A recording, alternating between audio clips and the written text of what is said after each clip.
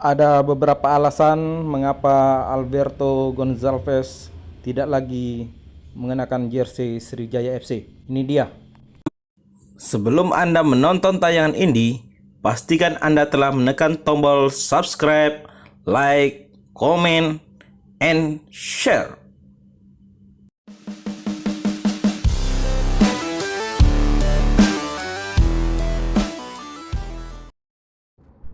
Ya bro, ya memang saya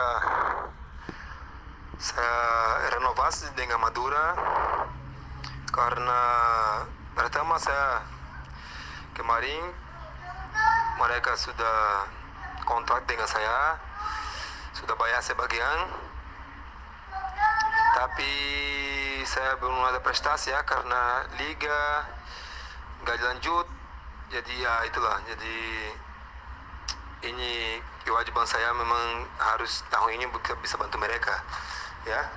Dan juga yang kedua, karena juga saya lama di rumah tunggu kabar, nggak ada tim-tim lain yang panggil saya, tawarin saya ya tunggu lama. Dan kamu tahu ya, saya sudah 40 tahun, dan kesempatan yang pertama mungkin saya dapat yang ada Madura, oke, saya datang ya, karena saya punya istri, punya anak, mereka butuh saya juga, saya nggak bisa tunggu lama ya.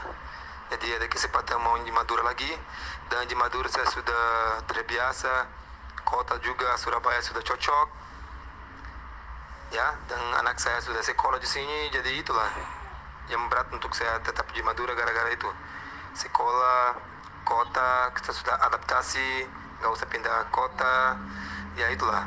Dan juga mereka yang pertama juga datang, nggak ada tim lain juga tawar saya, jadi saya nggak bisa tunggu lama ya, bisa saja tunggu, nggak ada tim, bagaimana keluarga saya, itu ya.